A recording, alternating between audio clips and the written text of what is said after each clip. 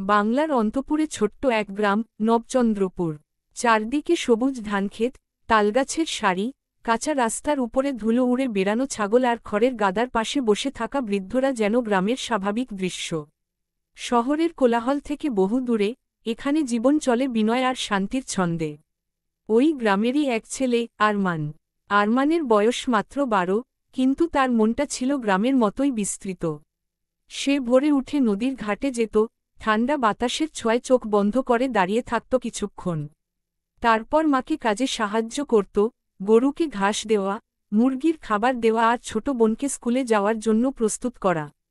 আরমানের বাবা হাফিজউদ্দিন গ্রামের একজন সাধারণ কৃষক। তার মুখের কুঞ্চিত আনন্দ দুঃখ যেন জমির মাটির মতোই কঠিন ছিল। গ্রামের জীবন সহজ হলেও সংগ্রাম ছিল নিত্যসঙ্গী। সেই বছর বর্ষা কিছুটা দেরিতে এসেছিল বলে ধানের ক্ষেতে পানি কম পড়েছিল। গ্রামবাসীর মনে চিন্তা, ফসল ঠিকমতো হবে তো? বাবা প্রতিদিন মাঠে গিয়ে আকাশের দিকে তাকিয়ে থাকতেন, যেন মেঘেদের কাছে নীরব প্রার্থনা করতেন। একদিন বিকেলের দিকে আকাশ হঠাৎ করে কালো হয়ে গেল। বাতাসে ঘ্রাণ পাওয়া গেল ভেজা মাটির। গ্রামের মানুষ ছুটে উঠল খুশিতে, বৃষ্টি আসতেছে। আরমানও ঘর থেকে বের হয়ে উঠোনে দাঁড়াল। মেঘ গর্জে উঠল, আর মুহূর্তের মধ্যে নেমে এল ঝুম বৃষ্টি। বৃষ্টির জল গায়ে লাগতেই এক অদ্ভুত আনন্দে উথলে উঠল তার মন। কৃষকের মুখে ফিরল হাসি, কারণ এই বৃষ্টি তাদের বাঁচাবে। কয়েক সপ্তাহের মধ্যে ধানের সবুজ রং বদলে সোনালি হল। মাঠ যেন উৎসবের পোশাক পরে দাঁড়াল।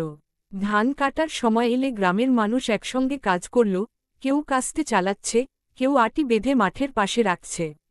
আরমানও বাবার সাথে মাঠে গিয়ে কাজ করত। বাবার কপালের ঘাম দেখে সে বুঝত, এই ফসল শুধু খাদ্য নয়, তাদের স্বপ্ন ও সুখের প্রতীক। ধান ঘরে তোলার পর গ্রামজুড়ে শুরু হল নবান্ন উৎসব। ঘরে ঘরে পিঠার গন্ধ, নারীর হাসি, শিশুদের দৌড়ঝাঁপ, সব মিলিয়ে যেন নতুন করে জীবনের গান। আরমানের মা চালের গুড় আর দুধ দিয়ে পাটিসাপটা বানালেন। আরমান পিঠার ঘ্রাণে নিজের ক্ষুধা ভুলে শুধু মায়ের হাতের কাজ দেখতেই ভালোবাসত।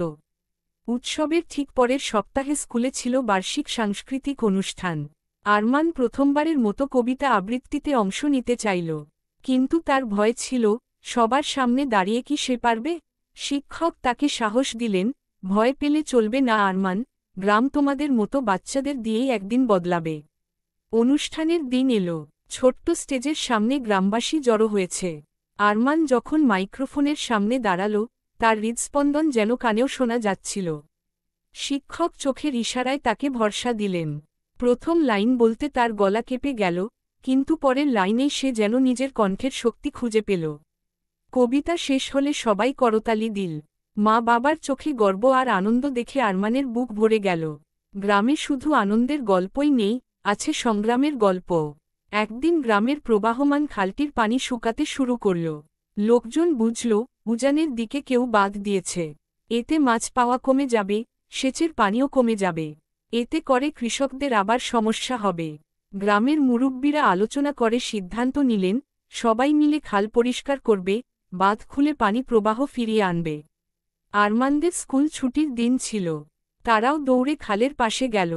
বড়রা কাদায় নেমে কাজ করছেন, কেউ বাঁধ কাটছে, কেউ ঝোপ পরিষ্কার করছে। আরমানও বন্ধুদের সঙ্গে মাটি তোলা আর ডালপালা সরানোর কাজে সাহায্য করল। দিনের শেষে যখন পানি আবার স্বাভাবিক গতিতে বইতে শুরু করল, গ্রামের মানুষ খুশিতে চিৎকার করে উঠল। আরমান মনে মনে বুঝল, গ্রামের শক্তি একতা। মাস তিনেক পরে আবার বৃষ্টিবিহীন সময় এলো। কিন্তু এবার গ্রামের মানুষ প্রস্তুত ছিল। খালের জলাধার ঠিক করা হয়েছে, সেচের কলও মেরামত করা হয়েছে। তাই ধান শুকায়নি, গাছও মরে যায়নি। বাবা বললেন, শেখা খুব জরুরি। একবার সমস্যায় পড়লে বুঝতে হবে, পরেরবার কিভাবে সামলাবে। দিন যায়, ঋতু বদলায়। আরমানও বড় হতে থাকে। তার মনে একটি স্বপ্ন জমতে থাকে, একদিন সে পড়াশোনা করে কৃষি বিশেষজ্ঞ হবে। সে নিজের গ্রামে নতুন চাষের পদ্ধতি নিয়ে আসবে, যাতে গ্রামের মানুষ আর কষ্ট না পায়। ফসল নষ্ট হলে যেন আর কারো চোখে দুঃখ না থাকে।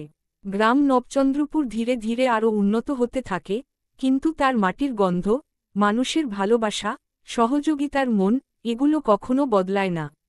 আরমান প্রায়ই ভাবত, শহরের মানুষ হয়তো অনেক কিছু পায়, কিন্তু গ্রামের মতো শান্তি, ঐক্য আর প্রকৃতির সান্নিধ্য আর কোথায়? সন্ধ্যার আকাশে সোনালি আলো ছড়িয়ে পড়লে গ্রামের পাখিরা বাসায় ফিরত।